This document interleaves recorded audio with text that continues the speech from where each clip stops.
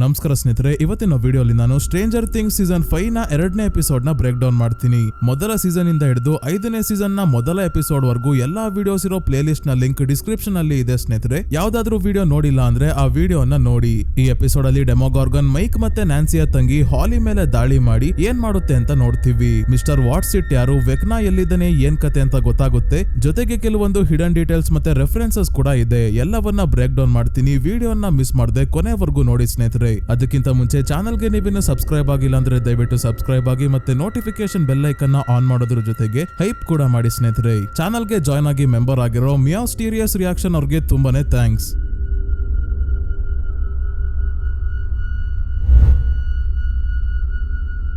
ಹಿಂದಿನ ಎಪಿಸೋಡ್ ಅಲ್ಲಿ army truck ಒಳಗೆ ಕೆಲವೊಂದು ಸಪ್ಲೈಸ್ ತಗೊಂಡು ಅಪ್ಸೈಡ್ ಡೌನ್ ಅಲ್ಲಿ ಇರೋ ಲ್ಯಾಬ್ ಗೆ ಹೋಗ್ಬೇಕಾದ್ರೆ ಜಿಮ್ ಕೂಡ ವೆಕ್ನಾನ ಹುಡ್ಕೋಕೆ ಟ್ರಕ್ ಒಳಗೆ ಬಚ್ಚಿಡ್ಕೊಂಡು ಹೋದಾಗ ಡೆಮೋಗಾರ್ಗನ್ ಸೈನಿಕರ ಮೇಲೆ ದಾಳಿ ಮಾಡಿ ಎಲ್ಲರನ್ನ ಸಾಯಿಸುತ್ತೆ. ಇದರಲ್ಲಿ ಜಿಮ್ ಒಬ್ಬ ಬಚಾವ್ ಆಗ್ತಾನೆ.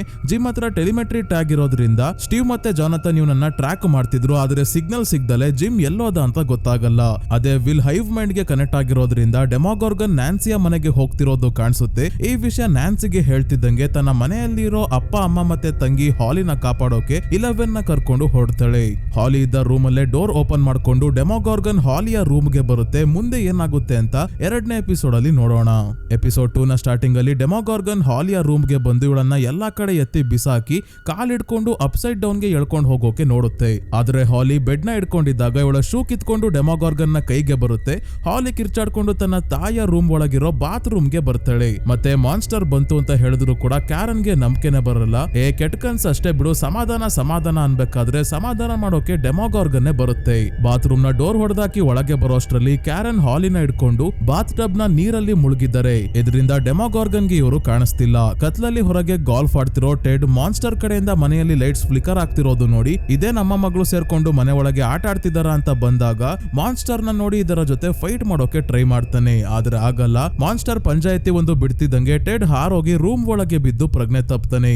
ಇದೇ ಗ್ಯಾಪ್ ಅಲ್ಲಿ ಕ್ಯಾರನ್ ಹಾಲಿನ ಕರ್ಕೊಂಡು ಮನೆಯಿಂದ ಹೊರಗೆ ಹೋಗೋಕೆ ನೋಡಿದಾಗ ಡೆಮೋಗಾರ್ಗನ್ ಶಾರ್ಟ್ ಕಟ್ ಅಲ್ಲಿ ಇವರ ಮುಂದೆ ಬರ್ತಿದ್ದಂಗೆ ಕ್ಯಾರನ್ ವೈನ್ ಬಾಟಲ್ ನ ಹೊಡೆದಾಕಿ ಶಾರ್ಪ್ ಆಗಿರೋ ಗ್ಲಾಸ್ ಇಂದ ಒಂದೇ ಸಮ ಮಾನ್ಸ್ಟರ್ ಗೆ ಚುಚ್ತಾಳೆ. ಆದ್ರೆ ಮಾನ್ಸ್ಟರ್ ಇವಳ ಹೊಟ್ಟೆಗೆ ತನ್ನ ಶಾರ್ಪ್ ಆಗಿರೋ ಉಗುರುಗಳಿಂದ ಚುಚ್ಚಿ ಕತ್ತಿನ ಭಾಗಕ್ಕೆ ಪರ್ಚಿ ತುಂಬಾನೇ ಗಾಯಗೊಳಿಸುತ್ತೆ.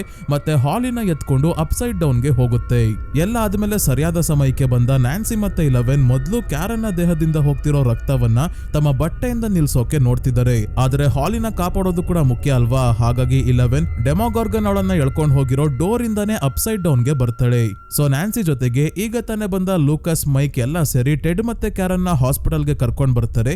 ಇಬ್ರು ತುಂಬಾನೇ ಕ್ರಿಟಿಕಲ್ ಕಂಡೀಷನ್ ಅಲ್ಲಿ ಇರೋದ್ರಿಂದ ಸದ್ಯಕ್ಕೆ ಡಾಕ್ಟರ್ಸ್ ಏನು ಹೇಳಲ್ಲ, ಟ್ರೀಟ್ಮೆಂಟ್ ಮೇಲೆ ಫೋಕಸ್ ಮಾಡ್ತಿದ್ದಾರೆ. ಅದೇ ನ್ಯಾನ್ಸಿಗೆ ಭವಿಷ್ಯವನ್ನ ವೆಕ್ನಾ ತೋರಿಸಿದ್ರು ಕೂಡ ನೆಗ್ಲೆಕ್ಟ್ ಮಾಡದೆ ನಮ್ಮ ಫ್ಯಾಮಿಲಿನ ಕಾಪಾಡ್ಕೊಳ್ಳೋಕೆ ಏನಾದ್ರೂ ಮಾಡ್ಬೇಕಾಗಿತ್ತು. ಹಾಕಿನ್ಸ್ ಇಂದ ದೂರ ಕಳ್ಸೋದು ಅಥವಾ ಏನ್ ನಡೀತಿದೆ ಅಂತ ಸತ್ಯ ಆದ್ರೂ ಹೇಳಿದಿದ್ರೆ ಅವರು ಎಚ್ಚರಿಕೆಯಿಂದ ಇರ್ತಿದ್ರು. ಇದೆಲ್ಲದಕ್ಕೂ ನಾನೇ ಕಾರಣ, ನಮಗೆ ನೋವು ಕೊಡ್ಬೇಕು ಅಂತಾನೆ ವೆಕ್ನಾ ಇದೆಲ್ಲ ಮಾಡ್ತಿದ್ದಾನೆ ಅನ್ಸುತ್ತೆ ಅಂತ ನ್ಯಾನ್ಸಿ ಹೇಳ್ತಾಳೆ. ನೋವು ಕೊಡೋದಾಗಿದ್ದಿದ್ರೆ ವೆಕ್ನಾನೇ ಡೈರೆಕ್ಟ್ ಆಗಿ ಬಂದು ಏನ್ ಬೇಕಾದ್ರೂ ಮಾಡ್ತಿದ್ದ. ಹಾಲಿಗೆ ಏನು ಮಾಡದೆ ಡೆಮೋಗಾರ್ಗನ್ ಅವಳನ್ನ ಕಿಡ್ನಾಪ್ ಮಾಡ್ಕೊಂಡ್ ಬೇರೆ ಹೋಗಿದೆ. ನಮಗೆ ಎಲ್ಲ ಗೊತ್ತೇ ಇದೆ. ವಿಲ್ ನಾಪತ್ತೆ ಆದ ದಿನ ಹತ್ರ ಬರ್ತಾ ಇದೆ. ಇನ್ನ 3 ದಿನ ಕಳೆದ್ರೆ ಇದೆಲ್ಲ ಶುರು ಆಗಿ 4 ವರ್ಷ ಆಗುತ್ತೆ. ಇದೇ 4ನೇ ವರ್ಷದ ಆನಿವರ್ಸರಿಯ ಟೈಮ್ ಅಲ್ಲೇ ಸರಿಯಾಗಿ ಹಾಲಿನ ಯಾಕೆ ಕರ್ಕೊಂಡು ಹೋಗಿರ್ಬೋದು. ಮೊದಲು ಇದನ್ನ ನಾವು ತಿಳ್ಕೋಬೇಕು. ಆದ್ರೆ ಅವಳನ್ನ ಕಾಪಾಡೋಕೆ 11 ಕೈಯಲ್ಲಿ ಮಾತ್ರ ಆಗೋದು ಅಂತ ಹೇಳ್ತಾನೆ ಲೂಕಸ್. ಏನಕ್ಕೆ ವೆಕ್ನಾ ಹಾಲಿನ ಕಿಡ್ನಾಪ್ ಮಾಡಿದ್ದಾನೆ ಅಂತ ಮುಂದೆ ಗೊತ್ತಾಗುತ್ತೆ. ಆದ್ರೆ ವಿಲ್ ನಾಪತ್ತೆ ಆದ ದಿನವನ್ನ ಇವರು ನೆನ್ಪು ಮಾಡ್ಕೊಂಡು ಮೊದ್ಲೇ ದುಃಖ ಪಡ್ತಿರ್ತಾರೆ. ಮತ್ತೆ ಹಾಲಿನ ಇದೇ ಸಮಯದಲ್ಲಿ ಕಿಡ್ನಾಪ್ ಮಾಡಿರೋದ್ರಿಂದ ಗಾಯದ ಮೇಲೆ ಬರೆ ಎಳ್ದಂಗ್ ಆಗಿದೆ. ಇನ್ನೊಂದ್ ಕಡೆ ನ್ಯಾನ್ಸಿಯ ಮನೆಗೆ ಲೆಫ್ಟಿನೆಂಟ್ ಕರ್ನಲ್ ಸಲಿವನ್ ಮತ್ತೆ ಫಾರೆನ್ಸಿಕ್ ಟೀಮ್ ಅವರೆಲ್ಲ ಬಂದು ಏನಾಗಿದೆ ಅಂತ ನೋಡ್ತಿದ್ದಾರೆ. ಯಾರೋ ಕ್ಯಾರನ್ ಮತ್ತೆ ಟೆಡ್ ಮೇಲೆ ದಾಳಿ ಮಾಡಿ ಹಾಲಿನ ಕಿಡ್ನಾಪ್ ಮಾಡಿದ್ದಾರೆ ಅಂತ ಮಾತ್ರ ನ್ಯಾನ್ಸಿ ಪೊಲೀಸ್ ಅವ್ರಿಗೆ ಹೇಳಿದಳೆ. ಡೆಮೋಗಾರ್ಗನ್ ಹಾಲಿನ ಕರ್ಕೊಂಡು ಹೋಗಿದ್ದ ಅಪ್ಸೈಡ್ ಡೌನ್ ಗೆ ಹೋಗೋ ಡೋರ್ ಈಗ ಮುಚ್ಚೋಗಿದೆ. ಆದ್ರೆ ಮುಚ್ಚೋಗಿರೋ ಡೋರ್ ನ ನೋಡಿ ಈ ಕೆಲಸ ಕೂಡ 11 ಅನ್ಕೊಂಡು ಈ ಮನೆ ಸುತ್ತಮುತ್ತ ಇರೋ CCTV ಫುಟೇಜಸ್ ನ ಚೆಕ್ ಮಾಡೋಕೆ ಹೇಳ್ತಾರೆ. ಅಂದ್ರೆ ಹಿಂದಿನ ವಿಡಿಯೋಲ್ಲೇ ಹೇಳಿದ್ದೆ ಸ್ನೇಹಿತರೆ, ಇವರು 11 ವೆಕ್ನಾ ಅಥವಾ ಮಾನ್ಸ್ಟರ್ ಅಂತ ಅನ್ಕೊಂಡಿದ್ದಾರೆ. ರೇಡಿಯೋ ಸ್ಟೇಷನ್ ಅಲ್ಲಿ ವಿಲ್ ಜಾಯ್ಸ್ ಗೆ ಹೇಳ್ತಾ ಇದ್ದಾನೆ ಇವನು ಸೀಸನ್ 2 ಅಲ್ಲಿ ಮೈಂಡ್ ಫ್ಲೇಯರ್ ಗೆ ಪೊಸೆಸ್ಡ್ ಆಗಿದ್ದಾಗ ಹೇಗೆ ವಿಷನ್ಸ್ ಕಾಣಿಸೋದು ಎಲ್ಲ ಆಗ್ತಿತ್ತೋ ಅದೇ ರೀತಿ ಈಗ್ಲೂ ಆಗ್ತಿದೆ. ಆದ್ರೆ ಈ ಬಾರಿ ಇನ್ನೂ ಸ್ಟ್ರಾಂಗ್ ಆಗಿದೆ ಆ ವಿಷನ್. ಡೆಮೋಗಾರ್ಗನ್ ನ ಜಾಗದಲ್ಲಿ ಇವನೇ ಇರೋ ಹಾಗೆ ಡೆಮೋಗಾರ್ಗನ್ ಏನ್ ನೋಡ್ತಿದ್ಯೋ ಅದು ಇವನಿಗೂ ಕಾಣಿಸುತ್ತೆ. ಅಷ್ಟೇ ಅಲ್ಲ, ಅದು ಏನ್ ಯೋಚನೆ ಮಾಡುತ್ತೆ ಅಂತ ಕೂಡ ವಿಲ್ ಗೆ ಗೊತ್ತಾಗ್ತಿದೆ. ಸೀಸನ್ 2 ಅಲ್ಲೇ ಜಾಯ್ಸ್, ಜಾನಥನ್ ಮತ್ತೆ ನ್ಯಾನ್ಸಿ ಸೇರ್ಕೊಂಡು ವಿಲ್ ನ ದೇಹದಲ್ಲಿ ಇದ್ದ ಮೈಂಡ್ ಫ್ಲೇರ್ ನ ಒಂದು ಭಾಗವನ್ನ ಹೊರಗೆ ಹಾಕಿದ್ರು. ಆದ್ರೂ ಕೂಡ ಹೈವ್ ಮೈಂಡ್ ಗೆ ಕನೆಕ್ಷನ್ ಯಾಕೆ ಕಟ್ ಆಗಿಲ್ಲ ಅಂತ ಜಾಯ್ಸ್ ಗೆ ಡೌಟ್ ಬರ್ತಿದೆ. ಆದರೆ ಇದೆಲ್ಲ ಶುರು ಆಗಿರೋದು ಮೈಂಡ್ ಫ್ಲೇರ್ ಪೊಸೆಸ್ ಮಾಡ್ಕೊಂಡಾಗಲ್ಲ. ಈಗ ಹಿಂದಿನ ಎಪಿಸೋಡ್ ಅಲ್ಲಿ ಸೀಸನ್ 1 ಅಲ್ಲಿ ನಡೆದಿರೋ ಒಂದು ದೃಶ್ಯವನ್ನ ನೋಡಿದ್ವಲ್ಲ, ವೆಕ್ನಾ ವಿಲ್ ನ ಬಾಯಿಗೆ ಟೆಂಟಕಲ್ ಕನೆಕ್ಟ್ ಮಾಡೋದು. ಆ ಕಾರಣದಿಂದ ವಿಲ್ ಪ್ರೆಗ್ನೆಂಟ್ ಆಗೋದ್ರ ಜೊತೆಗೆ ಅಂದ್ರೆ ಡೆಮೋಗಾರ್ಗನ್ ನ ಮರಿ ಇವನಲ್ಲಿ ಬೆಳೆಯೋದ್ರ ಜೊತೆಗೆ ಹೈವ್ ಮೈಂಡ್ ಗೆ ಕನೆಕ್ಟ್ ಆಗಿರ್ತಾನೆ. ಅದಕ್ಕೆ ಸೀಸನ್ 1 ನ ಕೊನೆಯಲ್ಲಿ ಮತ್ತೆ ಸೀಸನ್ 2 ಅಲ್ಲಿ ಮೈಂಡ್ ಫ್ಲೇರ್ ಗೆ ಪೊಸೆಸ್ಟ್ ಆಗೋದಕ್ಕೂ ಮುಂಚೆನೆ ಇವನಿಗೆ ಅಪ್ಸೈಡ್ ಡೌನ್ ನ ವಿಷನ್ ಕಾಣಿಸ್ತಾ ಇತ್ತು. ಅದೇ ಅಪ್ಸೈಡ್ ಡೌನ್ ಅಲ್ಲಿ ಇರೋ ಹಾಗೆ ಫೀಲ್ ಕೂಡ ಆಗ್ತಿತ್ತು. ಸೊ ವಿಲ್ ಗೆ ಅನ್ಸೋದೇನಂದ್ರೆ ಇವನು ಮೈಕ್, ಡಸ್ಟಿನ್ ಮತ್ತೆ ಲೂಕಸ್ ಜೊತೆ ಕಾಡಿನಲ್ಲಿ ಕ್ರಾಲ್ ಬಗ್ಗೆ ಪ್ಲಾನ್ ಮಾಡ್ಬೇಕಾದ್ರೆ ಆಕಾಶ ತಿರುಗ್ತಿರೋ ಹಾಗೆ ಕಾಣಿಸಿತ್ತಲ್ಲ, ಆಗ್ಲೂ ಕೂಡ ತಾನು ಡೆಮೋಗಾರ್ಗನ್ ಏನ್ ನೋಡ್ತಿತ್ತೋ ಅದನ್ನೇ ನೋಡಿರ್ಬೋದು. ಅದೇ ಜಾಗಕ್ಕೆ ಹೋದ್ರೆ ಮತ್ತೆ ಹೈವ್ ಮೈಂಡ್ ಗೆ ಕನೆಕ್ಟ್ ಆಗ್ಬೋದೇನೋ ಅಂತ ಹೇಳ್ತಿದ್ದಾನೆ. ಆದ್ರೆ ಜಾಯ್ಸ್ ಒಪ್ತಿಲ್ಲ. ವಿಲ್ ಮಾನ್ಸ್ಟರ್ ಗಳ ಕೈಗೆ ಅಥವಾ ವೆಕ್ನಾ ಕೈಗೆ ಸಿಗಾಕೊಂಡ್ರೆ ಕಷ್ಟ ಅಂತ ಎಲ್ಲಿಗೂ ಕಳ್ಸೋಕೆ ಇವಳಿಗೆ ಇಷ್ಟ ಇಲ್ಲ. ಸ್ಟೀವ್ ಮತ್ತೆ ಜಾನಥನ್ ಇನ್ನೂ ವ್ಯಾನ್ ನ ಸ್ಟಾರ್ಟ್ ಮಾಡ್ತಾನೆ ಇದ್ದಾರೆ, ಸ್ಟಾರ್ಟ್ ಆಗ್ತಿಲ್ಲ. ಡೆಮೋಗಾರ್ಗನ್ ಬಂದಾಗ ಅಪ್ಸೈಡ್ ಡೌನ್ ನ ಎನರ್ಜಿಯಿಂದ ಕಾರ್ ಬ್ಯಾಟರಿ ಎಕ್ಕುಟ್ಟೋಗಿದೆ. ಅದಕ್ಕೆ ಸ್ಟೀವ್ ಗೆ ಪರಿಚಯ ಇರೋ ಒಬ್ಳು ಹುಡುಗಿಯ ಕಾರಿಂದ ವ್ಯಾನ್ ಬ್ಯಾಟರಿ ಚಾರ್ಜ್ ಮಾಡ್ಕೋಬೇಕಾದ್ರೆ ವ್ಯಾನ್ ಒಳಗೆ ನಾವು ಹ್ಯಾಲಿಸ್ ಕಾಮೆಟ್ ನ ಸ್ಟಿಕ್ಕರ್ ನೋಡ್ತೀವಿ. ಈ ಕಾಮೆಟ್ ಬಗ್ಗೆ ನಿಮಗೆ ಗೊತ್ತಿರಬಹುದು ಸ್ನೇಹಿತರೆ, ಸ್ಕೂಲ್ ಅಲ್ಲೆಲ್ಲ ಓದಿರ್ತೀವಿ. 75-76 ವರ್ಷಕ್ಕೊಮ್ಮೆ ಈ ಹ್ಯಾಲಿಸ್ ಕಾಮೆಟ್ ಭೂಮಿಯ ಹತ್ರದಲ್ಲಿ ಪಾಸ್ ಆಗೋದ್ರಿಂದ ನಾವು ಬರಿಗಣ್ಣಿನಿಂದ ಆರಾಮಾಗಿ ಕಾಮೆಟ್ ಹೋಗ್ತಿರೋದನ್ನ ನೋಡಬಹುದು. ತುಂಬಾನೇ ದಿನಗಳು ಕಾಮೆಟ್ ಹೋಗ್ತಿರೋದು ಆಕಾಶದಲ್ಲಿ ಕಾಣಿಸುತ್ತೆ. ಕಳೆದ ಬಾರಿ 1986ರಲ್ಲಿ ಕಾಣಿಸಿತ್ತು. ನೆಕ್ಸ್ಟ್ 1961ಕ್ಕೆ ಮತ್ತೆ ನಾವು ನೋಡಬಹುದು. ಈಗ ಜಾನಥನ್ ಮತ್ತೆ ಸ್ಟೀವ್ ನ್ಯಾನ್ಸಿಯ ವಿಷಯವಾಗಿ ಜಗಳ ಮಾಡ್ತಿದ್ದಾರೆ. ಸ್ಟೀವ್ ಹಾಸ್ಪಿಟಲ್ಗೆ ಹೋಗಿ ನ್ಯಾನ್ಸಿಗೆ ಸಮಾಧಾನ ಮಾಡೋಣ ಅಂದ್ರೆ ಜಾನಥನ್ ಅದಕ್ಕಿಂತ ಮುಖ್ಯ ಇರೋದು ಹಾಲಿ, ಜಿಮ್ ಮತ್ತೆ 11 ನ ಹುಡ್ಕೋದು ಅಂತ ಹೇಳ್ತಿದ್ದಾನೆ. ಇವರಿಬ್ರು ಜಗಳ ಆಡ್ಬೇಕಾದ್ರೆ ಇಲ್ಲಿಗೆ ಹೊಡೆದೋಗಿರೋ ಮೂತಿ ಹಿಡ್ಕೊಂಡು ಡಸ್ಟಿನ್ ಈಗ ಬರ್ತಾನೆ. ಹಿಂದಿನ ಎಪಿಸೋಡ್ ಅಲ್ಲೇ ಆಂಡಿ ಮತ್ತೆ ಅವನ ಫ್ರೆಂಡ್ಸ್ ಸ್ಮಶಾನದಲ್ಲಿ ಇವನಿಗೆ ಹೊಡೆದಿದ್ರಲ್ಲ, ಹಾಗಾಗಿ ಮೂಗು ಲೀಕ್ ಆಗ್ತಿರೋದು. ಆದ್ರೆ ಡಸ್ಟಿನ್ ಇವರಿಗೆ ಸತ್ಯ ಹೇಳಲ್ಲ, ಸೈಕಲ್ ಇಂದ ಆಯ್ಕೊಂಡೆ ಅದಕ್ಕೆ ಏಟಾಯ್ತು ಅಷ್ಟೇ ಅಂತಿದ್ದಾನೆ. ಇವನೇನೇ ಹೇಳಿದ್ರು ಸ್ಟೀವ್ ಗೆ ಗೊತ್ತಿದೆ ಆಂಡಿ ಕೈಯಲ್ಲಿ ಓಡಿಸ್ಕೊಂಡ್ ಬಂದವನೆ ಅಂತ. ಅಪ್ಸೈಡ್ ಡೌನ್ ಅಲ್ಲಿ 11 ಹಾಲಿನ ಹುಡ್ಕಾಡ್ಬೇಕಾದ್ರೆ ಕಾಡಲ್ಲಿ ಯಾರೋ ನಡ್ಕೊಂಡ್ ಬರ್ತಾ ಇರೋ ಹಾಗೆ ಶಬ್ದ ಕೇಳಿಸ್ತಾ ಇದೆ. ಯಾರು ಅಂತಾನು ನೋಡದೆ ತನ್ನ ಪವರ್ಸ್ ಇಂದ ದಾಳಿ ಮಾಡಿದಾಗ ಗೊತ್ತಾಯ್ತು ಅದು ಜಿಮ್ ಅಂತ. 11 ಜಿಮ್ ಗೆ ಸಾರಿ ಕೇಳಿ ಹಾಲಿನ ಡೆಮೋಗಾರ್ಗನ್ ಕರ್ಕೊಂಡ್ ಹೋಗಿದೆ, ಅವಳನ್ನ ಹುಡುಕ್ಬೇಕು ಅಂತ ಹೇಳ್ತಾಳೆ. ಮತ್ತೆ ಕ್ಯಾರನ್ ವೈನ್ ಬಾಟಲ್ ಇಂದ ಡೆಮೋಗಾರ್ಗನ್ ಗೆ ಚುಚ್ಚಿ ಗಾಯಗೊಳಿಸಿದ್ಲಲ್ಲ, ಹಾಗಾಗಿ ರಕ್ತವನ್ನ ಇಲ್ಲೆಲ್ಲ ಸೋರ್ಸ್ಕೊಂಡ್ ಹೋಗಿದ್ದೆ. ಈ ರಕ್ತವನ್ನ ಫಾಲೋ ಮಾಡ್ಕೊಂಡು ಹೋಗ್ಬೇಕಾದ್ರೆ ನೀನು ನ್ಯಾನ್ಸಿಯ ಮನೆಗೆ ಹೇಗ್ ಹೋದೆ ಅಂತ ಜಿಮ್ ಕೇಳ್ತಾನೆ. ನ್ಯಾನ್ಸಿ ಜೊತೆ ಕಾರಲ್ಲೇ ಹೋದೆ ಅಂತ ಇವಳು ಹೇಳಿದಾಗ ಜಿಮ್ ಗೆ ಕೋಪ ಬಂತು. ಇಷ್ಟು ದಿನ ಇವಳನ್ನ ಸುರಂಗದಲ್ಲಿ ಕರ್ಕೊಂಡು ಓಡಾಡ್ತಿದ್ದು 11 ನ ಸೇಫ್ಟಿಗೆನೆ, ಯಾವ ಕ್ಯಾಮ್ರಾಗೂ ಯಾರ ಕಣ್ಣಿಗೂ 11 ಬೀಳ್ಬಾರ್ದು ಅಂತ. ಆದ್ರೆ ಈಗ ಕಾರಲ್ಲಿ ಬಂದಿದ್ದಾಳೆ ಅಂದ್ರೆ ಯಾವ ಕ್ಯಾಮ್ರಾ ಅಲ್ಲಿ 11 ಕಾಣಿಸ್ಕೊಂಡಿದ್ದಾಳು ಅಂತ ಜಿಮ್ಗೆ ಟೆನ್ಷನ್ ಶುರು ಆಗಿದೆ. ಆದ್ರೆ 11 ಏನ್ ತಲೆ ಕೆಡ್ಸ್ಕೊಳ್ಳಲ್ಲ. ಡೆಮೋಗಾರ್ಗನ್ ಹಾಲಿನ ಎಳ್ಕೊಂಡು ವೆಕ್ನಾ ಹತ್ರ ಹೋಗಿದ್ರೆ ಹಾಲಿ ಜೊತೆ ವೆಕ್ನಾನು ಸಿಗ್ತಾನೆ, ಬನ್ನಿ ಅಂತ ಜಿಮ್ ನ ಕರ್ಕೊಂಡು ಹೋಗ್ತಿದ್ದಾಳೆ.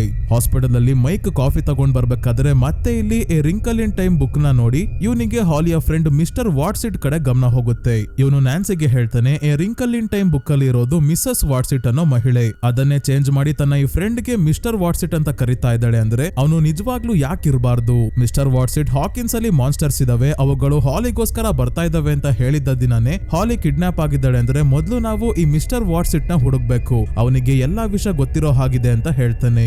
ಇದೆಲ್ಲ ಏನೋ ಸರಿ, ಆದ್ರೆ ಮಿಸ್ಟರ್ ವಾಟ್ಸಿಟ್ ನ ಹುಡ್ಕೋದ್ ಹೇಗೆ? ಹಾಲಿ ಅವನ ಬಗ್ಗೆ ಜಾಸ್ತಿ ಇವರ ಅಮ್ಮ ಕ್ಯಾರನ್ ಹತ್ರ ಹೇಳ್ಕೊಂತ ಇದ್ಲು. ಏನಾದ್ರೂ ಮಾಡಿ ಇವರು ತಮ್ಮ ತಾಯಿಯನ್ನ ಮೀಟ್ ಮಾಡಿದ್ರೆ ಮಿಸ್ಟರ್ ವಾಟ್ಸಿಟ್ ಬಗ್ಗೆ ಇನ್ನಷ್ಟು ವಿಷಯ ಗೊತ್ತಾಗುತ್ತೆ. ಆದ್ರೆ ಡಾಕ್ಟರ್ಸ್ ಯಾರನ್ನು ಕ್ಯಾರನ್ ನ ಮೀಟ್ ಮಾಡೋಕೆ ಬಿಡ್ತಿಲ್ಲ. ರೇಡಿಯೋ ಸ್ಟೇಷನ್ ಅಲ್ಲಿ ಜಾಯ್ಸ್ ಜಾನಥನ್ ಮತ್ತೆ ಸ್ಟೀವ್ ನ ಕಾಂಟ್ಯಾಕ್ಟ್ ಮಾಡೋಕೆ ನೋಡ್ತಿದ್ದಾಳೆ, ಆದ್ರೆ ಸಿಗ್ನಲ್ ಸಿಗ್ತಿಲ್ಲ. ಹೀಗೆ ಸುಮ್ನೆ ಕುತ್ಕೊಂಡ್ರೆ ಆಗಲ್ಲ ಅಂತ ರಾಬಿನ್ ಒಂದು ಪ್ಲಾನ್ ಮಾಡ್ತಾಳೆ. ಜಾಯ್ಸ್ ಹತ್ರ ಓಡ್ ಬಂದು ಇದೇನು ರೇಡಿಯೋ ಅಲ್ಲಿ ರೆಡ್ ಕಲರ್ ಲೈಟ್ ಹತ್ಕೊಂಡಿದೆ, ನಾನು ನೋಡ್ಲೇ ಇಲ್ವಲ್ಲ, ಹಾಗಾದ್ರೆ ಫ್ಲಕ್ಸ್ ಕೆಪಾಸಿಟರ್ ಹಾಳಾಗಿದೆ, ಅದನ್ನ ಸರಿ ಮಾಡೋಕೆ ಇಬ್ರು ಬೇಕು, ಹೇಗೋ ಇಲ್ಲೇ ವಿಲ್ ಇದ್ದಾನೆ, ಬಾ ನನ್ ಜೊತೆ ಬೇಗ ಫ್ಲಕ್ಸ್ ಕೆಪಾಸಿಟರ್ ನ ಸರಿ ಮಾಡಿ ಬರೋಣ ಅಂತ ಕರ್ಕೊಂಡ್ ಬರ್ತಾಳೆ. ಜಾಯ್ಸ್ಗೆ ಗೊತ್ತೇ ಆಗಲ್ಲ ಫ್ಲಕ್ಸ್ ಕೆಪಾಸಿಟರ್ ಅನ್ನೋದೇನು ರಿಯಲ್ ಆಗಿ ಇಲ್ವೇ ಇಲ್ಲ. ಈ ಫ್ಲಕ್ಸ್ ಕೆಪಾಸಿಟರ್ ಅನ್ನೋ ಡಿವೈಸ್ 1985ರ science fiction movie back to the future ಅಲ್ಲಿ ಟೈಮ್ ಟ್ರಾವೆಲ್ ಗೆ ಅಂತ ಬಳಸೋ ಒಂದು ಡಿವೈಸ್. ವಿಲ್ ಮೊದಲೇ ಹೇಳಿದ ಹಿಂದಿನ ಎಪಿಸೋಡ್ ಅಲ್ಲಿ ತನ್ನ ಫ್ರೆಂಡ್ಸ್ ಜೊತೆ ಕಾಡಿನಲ್ಲಿ ಕ್ರಾಲ್ ಬಗ್ಗೆ ಪ್ಲಾನ್ ಮಾಡ್ಬೇಕಾದ್ರೆ ಆಕಾಶ ತಿರುಗ್ತಿರೋ ಹಾಗೆ ಕಾಣಿಸಿತ್ತು. ಮೋಸ್ಟ್ಲಿ ಡೆಮೋಗಾರ್ಗನ್ ಏನ್ನ ನೋಡ್ತಿತ್ತೋ ಅದನ್ನೇ ನಾನು ನೋಡಿರ್ಬೇಕು, ಮತ್ತೆ ಅದೇ ಜಾಗಕ್ಕೆ ಹೋದ್ರೆ ನಾನು ಹೈವ್ ಮೈಂಡ್ ಗೆ ಕನೆಕ್ಟ್ ಆಗ್ಬೋದೇನೋ ಅಂತ.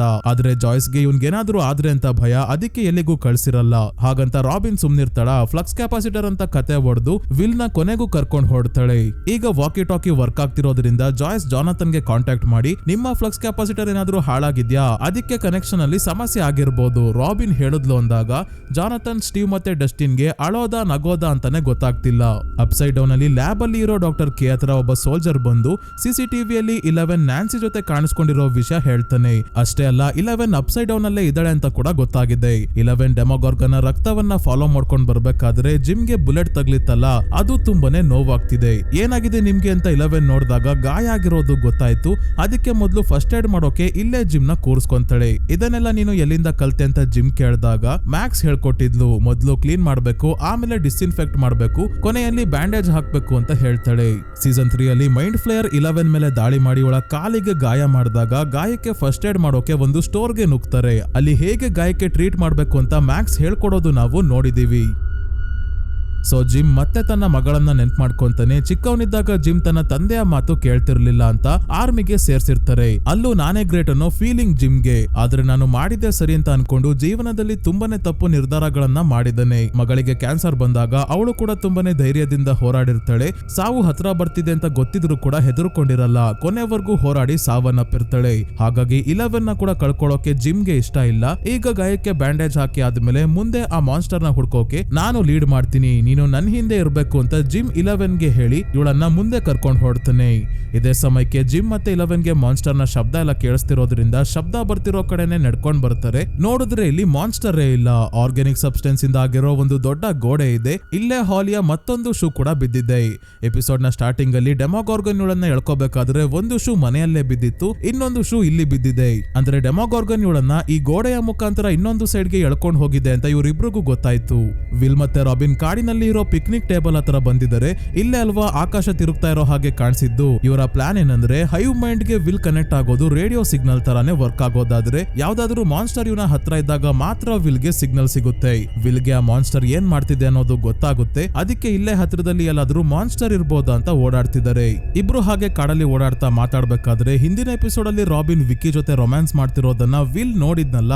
ರಾಬಿನ್ಗೂ ಕೂಡ ವಿಲ್ಲೇ ರೂಮ್ ನ ಹೊರಗೆ ಇದ್ದಿದ್ದು ಅಂತ ಡೌಟ್ ಇತ್ತು. ಅದಕ್ಕೆ ನೀನು ನಾನು ಮತ್ತೆ ವಿಕ್ಕಿ ಜೊತೆಗೆ ಇದ್ದಿದ್ದನ್ನ ನೋಡ್ದ ಅಂತ ರಾಬಿನ್ ಕೇಳ್ತಾಳೆ. ಆದ್ರೆ ವಿಲ್ ಇಲ್ಲ ಅಂತಾನೆ. ಇವನು ಸುಳ್ಳು ಹೇಳ್ತಿದ್ದಾನೆ ಅಂತ ರಾಬಿನ್ಗೆ ಗೊತ್ತಿರೋದ್ರಿಂದ ಅಕಸ್ಮಾತ್ ನೀನೇನಾದ್ರೂ ನೋಡಿದ್ರೆ ಈ ವಿಷಯವನ್ನ ನಮ್ಮಲ್ಲೇ ಇಡ್ಕೋ, ಯಾರಿಗೂ ಹೇಳ್ಬೇಡ. ನಾನು ಒಬ್ಳು ಹುಡುಗಿನ ಪ್ರೀತಿಸ್ತಾ ಇದ್ದೀನಿ ಅಂದ್ರೆ ಎಲ್ಲರೂ ಇದನ್ನ ಒಪ್ಕೊಳ್ಳಲ್ಲ, ಬೇರೆ ರೀತಿ ನೋಡ್ತಾರೆ ಅಂತ ಹೇಳ್ತಾಳೆ. ಪಾಪ ರಾಬಿನ್ಗೆ ಗೊತ್ತಿಲ್ಲ ವಿಲ್ ಕೂಡ ಇವಳ ಪಕ್ಷಕ್ಕೆ ಸೇರ್ದವನು ಅಂತ. ಹೀಗೆ ಮುಂದೆ ನಡ್ಕೊಂಡು ಹೋಗ್ಬೇಕಾದ್ರೆ ಸ್ಕೂಲ್ ಮಕ್ಕಳು ಮಾಡಿರೋ ಮಂಡಲ ಆರ್ಟ್ ನ ನೋಡ್ತಾರೆ. ಕಲ್ಲುಗಳನ್ನ ಜೋಡಿಸಿ ಒಂದು ಸ್ಪೈರಲ್ ಶೇಪ್ ಅಲ್ಲಿ ಇದನ್ನ ಮಾಡಿದ್ದಾರೆ. ಇದನ್ನ ನೋಡಿದಾಗ ವಿಲ್ಗೆ ಅವತ್ತು ಆಕಾಶ ಸುತ್ತೋ ಹಾಗೆ ಕಾಣಿಸಿದ ಕ್ಷಣ ನೆನಪಾಗುತ್ತೆ. ಆ ಸಮಯದಲ್ಲಿ ಇವನಿಗೆ ಮಕ್ಕಳು ಆಟ ಆಡ್ತಿರೋ ಶಬ್ದ ಕೂಡ ಕೇಳಿಸ್ತಾ ಇತ್ತು. ಇದರಿಂದ ಇವನ್ಗೆ ಫ್ಲಾಶ್ ಆಗುತ್ತೆ. ಈ ಜಾಗ ಕೂಡ ಸ್ಕೂಲ್ಗೆ ಹತ್ರನೇ ಇರೋದ್ರಿಂದ ಮೋಸ್ಟ್ಲಿ ಸ್ಕೂಲ್ ಹತ್ರ ಏನಾದ್ರೂ ಡೆಮೋಗಾರ್ಗನ್ ಬಂದಿತ್ತೇನೋ ಅಂತ ತಕ್ಷಣ ಇಬ್ರು ಸ್ಕೂಲ್ಗೆ ಹೊರಡ್ತಾರೆ. ಹಾಸ್ಪಿಟಲ್ ಅಲ್ಲಿ ನ್ಯಾನ್ಸಿ ಮತ್ತೆ ಮೈಕ್ ಇಬ್ರು ಡಾಕ್ಟರ್ ಹತ್ರ ಏನೇನೋ ರಿಕ್ವೆಸ್ಟ್ ಮಾಡ್ಕೊಂತಾರೆ. ನಮ್ ತಂಗಿ ಕಾಣೆ ಆಗಿದ್ದಾಳೆ, ಅವಳನ್ನ ಹುಡ್ಕೋಕೆ ನಮಗೆ ನಮ್ಮ ತಾಯಿಯ ಸಹಾಯ ಬೇಕು ಅಂದ್ರೆ ನಿಮ್ಮ ತಾಯಿಗೆ ಆಪರೇಷನ್ ಆಗಿದೆ, ಇನ್ನು ಶಾಕ್ ಅಲ್ಲೇ ಇದ್ದಾರೆ, ನೀವು ಹೋಗಿ ಇನ್ನ ಶಾಕ್ ಕೊಟ್ರೆ ಮೇಲ್ ಹೋಗ್ತಾರೆ, ಆಮೇಲೆ ಸುಮ್ನಿರಿ ಅಂದ್ರು. ನ್ಯಾನ್ಸಿ ಮತ್ತೆ ಮೈಕ್ ಕೇಳಲ್ಲ. ನ್ಯಾನ್ಸಿ ನರ್ಸ್ನ ರೀತಿ ಬಟ್ಟೆ ಹಾಕೊಂಡು ಬಂದ್ರೆ ಮೈಕ್ ನೈಟಿ ಹಾಕೊಂಡು ಬರ್ತಾನೆ ಪೇಷಂಟ್ ತರ. ಹೀಗೆ ಯಾರಿಗೂ ಗೊತ್ತಾಗ್ದಂಗೆ ಸೀದಾ ಕ್ಯಾರನ್ ಹತ್ರ ಬಂದು ಇವಳನ್ನ ಮಾತಾಡ್ಸೋಕೆ ನೋಡ್ತಾರೆ. ಆದ್ರೆ ಕತ್ತಿನ ಭಾಗದಲ್ಲಿ ಏಟಾಗಿರೋದ್ರಿಂದ ಮಾತಾಡೋಕಾಗ್ಲಿಲ್ಲ ಅಂದ್ರೇನು ಬರ್ದು ತೋರ್ಸ್ಬೋದಲ್ಲ. ಅದಕ್ಕೆ ಇವಳ ಕೈಗೆ ಪೆನ್ ಕೊಟ್ಟು ಪೇಪರ್ ಮೇಲೆ ಏನ್ ಹೇಳ್ಬೇಕು ಅದನ್ನ ಬರೀರಿ ಅಂದಾಗ ಮೊದ್ಲು ಬರೆಯೋದೆ ಹಾಲಿಯ ಹೆಸರು. ಹಾಲಿ ನಾಪತ್ತೆ ಆಗಿದ್ದಾಳೆ ಅಂತ ಮೈಕ್ ಹೇಳ್ತಿದ್ದಂಗೆ ಕ್ಯಾರನ್ನ ಹಾರ್ಟ್ ಬೀಟ್ ಜಾಸ್ತಿ ಆಯ್ತು. ಇವಳ್ದಷ್ಟೇ ಅಲ್ಲ ಮೈಕ್ ಮತ್ತೆ ನ್ಯಾನ್ಸಿದು ಕೂಡ. ಅಯ್ಯೋ ಸಮಾಧಾನ ಮಾಡ್ಕೊಳ್ಳಿ, ಅವಳನ್ನ ಹುಡ್ಕೋಕೆ ನಿಮ್ಮ ಸಹಾಯ ಬೇಕು, ಆಮೇಲೆ ನಿಮ್ಗೇನಾದ್ರೂ ಆದ್ರೆ ಕಷ್ಟ ಸಮಾಧಾನ ಅಂದಾಗ ಕ್ಯಾರನ್ನ ಹಾರ್ಟ್ ಬೀಟ್ ನಾರ್ಮಲ್ ಆಗುತ್ತೆ. ಮೈಕ್ ಮತ್ತೆ ನ್ಯಾನ್ಸಿದು ಕೂಡ. ಇವರಿಬ್ರು ಕ್ಯಾರನ್ಗೆ ಕೇಳ್ತಾರೆ ನಿಮಗೆ ಮಿಸ್ಟರ್ ವಾಟ್ಸಿಟ್ ನ ಬಗ್ಗೆ ಏನೇನ್ ಹಾಲಿ ಹೇಳಿದಳೋ ಅದೆಲ್ಲವನ್ನ ಬರ್ದು ನಮಗೆ ತೋರ್ಸಿ ಅಂತ. ಕ್ಯಾರನ್ ಅವನ ಹತ್ರ ಪಾಕೆಟ್ ವಾಚ್ ಇದೆ, ವೆಸ್ಟ್ ಹಾಕ್ತಾನೆ, ತುಂಬಾನೇ ಒಳ್ಳೆಯವನು ಅಂತ ಬರೀತಾಳೆ. ಆಯ್ತು ಮಿಸ್ಟರ್ ವಾಟ್ಸಿಟ್ ನ ಮೊದಲನೇ ಹೆಸರು ಏನಾದ್ರೂ ಹೇಳಿದ್ಲಾ ಅಂತ ಕೇಳಿದಾಗ ಹೌದು ಅಂತ ಹೇಳಿ ಒಂದು ಹೆಸರನ್ನ ಬರೀತಾಳೆ. ಇವ್ರಿಗೆ ಏನ್ ಗೊತ್ತಾಯ್ತು ಅದೇ ಸ್ಕೂಲ್ ಹತ್ರ ಬಂದಿರೋ ವಿಲ್ ಮತ್ತೆ ರಾಬಿನ್ಗೂ ಕೂಡ ಗೊತ್ತಾಗುತ್ತೆ. ಮೊದಲು ವಿಲ್ ರಾಬಿನ್ ನ ಪ್ಲೇ ಗ್ರೌಂಡ್ ರೌಂಡ್ ಅಬೌಟ್ ಹತ್ರ ಕರ್ಕೊಂಡ್ ಬಂದು ಇದೇ ಜಾಗದಲ್ಲಿ ಆಕಾಶ ಸುತ್ತುತ್ತಾ ಇರೋ ಹಾಗೆ ನನಗೆ ಕಾಣಿಸಿದ್ದು ಅಂದಾಗ ರಾಬಿನ್ಗೆ ಕನ್ಫ್ಯೂಸ್ ಆಗುತ್ತೆ. ಡೆಮೋಗಾರ್ಗನ್ ಇದ್ರ ಮೇಲೆ ಮಲ್ಕೊಂಡು ಆಟ ಆಡ್ತಿತ್ತ ಅಂತ. ಆದ್ರೆ ಇಲ್ಲ, ಯಾರೋ ಸ್ಕೂಲ್ ಹುಡುಗ ಅಥವಾ ಹುಡುಗಿನ ವೆಕ್ನ ಟಾರ್ಗೆಟ್ ಮಾಡಿದ್ದಾನೆ. ತನ್ನ ಟಾರ್ಗೆಟ್ ರೌಂಡ್ ಅಬೌಟ್ ಮೇಲೆ ಮಲಗಿದ್ದಾಗ ಅವರ ಮೈಂಡ್ ಗೆ ವೆಕ್ನ ನುಗ್ಗಿ ಅವರು ಏನ್ ಮಾಡ್ತಿದ್ದಾರೆ ಎಲ್ಲಿದ್ದಾರೆ ಅಂತ ತಿಳ್ಕೊಂಡಿರ್ತಾನೆ. ಅಂದ್ರೆ ಹಾಲ್ ಇದರ ಮೇಲೆ ಮಲ್ಕೊಂಡು ಆಟ ಆಡ್ತಾ ಇದ್ದಿದ್ದು ನಾವು ಹಿಂದಿನ ಎಪಿಸೋಡ್ ಅಲ್ಲಿ ನೋಡೇ ಇದ್ದೀವಿ ಸ್ನೇಹಿತರೆ.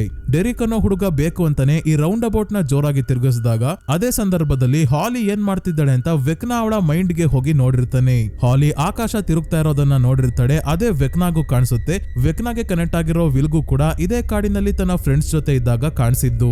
ಅಂದ್ರೆ ಹಾಲಿನ ಕಿಡ್ನಾಪ್ ಮಾಡಿಸಿರೋದು ವೆಕ್ನಾ ಅಂತ ಗೊತ್ತಾಯ್ತು. ಹಾಸ್ಪಿಟಲ್ ಅಲ್ಲಿ ಕ್ಯಾರನ್ ಮಿಸ್ಟರ್ ವಾಟ್ಸಿಟ್ ನ ಮೊದಲನೇ ಹೆಸರು ಹೆನ್ರಿ ಅಂತ ಬರ್ದಿದ್ದಾಳೆ.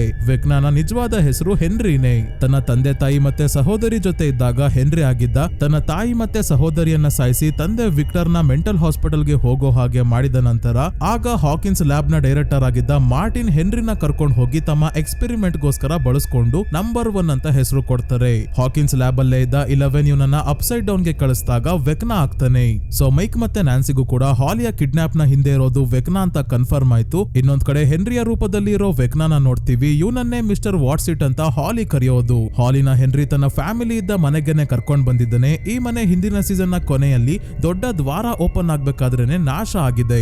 ಆದ್ರೂ ಇಲ್ಲಿ ಹೊಸ ಮನೆ ಇದ್ದಂಗೆ ಇದೆಯಲ್ಲ ಅಂತ ನಿಮ್ಗೆ ಅನ್ಸ್ಬೋದು ಸ್ನೇಹಿತರೆ. ಇದಕ್ಕೆ ಉತ್ತರ ಮುಂದಿನ ಎಪಿಸೋಡ್ ಅಲ್ಲಿ ಸಿಗುತ್ತೆ. ಸದ್ಯಕ್ಕೆ ಹೆನ್ರಿ ಹಾಲಿಗೆ ಮಾನ್ಸ್ಟರ್ಸ್ ಇಂದ ನಿಮ್ಮನ್ನ ಸೇಫ್ ಆಗಿ ಇಡೋಕೆ ಇಲ್ಲಿಗೆ ಕರ್ಕೊಂಡ್ ಬಂದಿರೋದು ಅಂತ ಸುಳ್ಳು ಹೇಳ್ತಿದ್ದಾನೆ. ಮತ್ತೆ ಅವನ ಪ್ಲಾನ್ ತುಂಬಾನೇ ದೊಡ್ಡದಾಗಿದೆ ಅನ್ನೋದು ಕೂಡ ಮೇಲ್ನೋಟಕ್ಕೆ ಕಾಣ್ತಾ ಇದೆ. ಯಾಕಂದ್ರೆ ನಿನ್ನ ಫ್ರೆಂಡ್ಸ್ ನ ಕೂಡ ನೆಕ್ಸ್ಟ್ ಮಾನ್ಸ್ಟರ್ಸ್ ಇಂದ ಕಾಪಾಡಿ ಇಲ್ಲಿಗೆನೆ ಕರ್ಕೊಂಡ್ ಬರ್ತೀನಿ, ಆಮೇಲೆ ನಿನ್ ಫ್ಯಾಮಿಲಿನ ಕೂಡ ಕರ್ಕೊಂಡ್ ಬರ್ತೀನಿ ಅಂತ ಹೇಳ್ತಾನೆ. ತುಂಬಾನೇ ಜನ ಮಕ್ಕಳನ್ನ ಕಿಡ್ನಾಪ್ ಮಾಡ್ತಿರೋದು ನೋಡಿದ್ರೆ ಹೆನ್ರಿ ಒಳಗೊಳಗೆ ಏನೋ ನಡೆಸ್ತಾ ಇದ್ದಾನೆ. ಏನು ಅಂತ ಮುಂದಿನ ಎಪಿಸೋಡ್ಸ್ ಅಲ್ಲಿ ನೋಡೋಣ. ಸೊ ಈ ವಿಡಿಯೋ ನಿಮ್ಗೆ ಹೇಗನ್ನಿಸ್ತು ಅಂತ ಸ್ನೇಹಿತರೆ ಕಮೆಂಟ್ಸ್ ಅಲ್ಲಿ ಮಿಸ್ ಮಾಡದೆ ತಿಳಿಸಿ. ವಿಡಿಯೋ ಇಷ್ಟ ಆಗಿದ್ರೆ ಲೈಕ್ ಮಾಡಿ, ಚಾನಲ್ ಗೆ ಸಬ್ಸ್ಕ್ರೈಬ್ ಆಗೋದ್ರ ಜೊತೆಗೆ ಹೈಪ್ ಕೂಡ ಮಾಡಿ ಸ್ನೇಹಿತರೆ. ಇದೇ ರೀತಿಯ ವಿಡಿಯೋವಿನೊಂದಿಗೆ ಮತ್ತೆ ನಿಮ್ಮನ್ನ ಭೇಟಿ ಆಗ್ತೀನಿ. ಧನ್ಯವಾದಗಳು.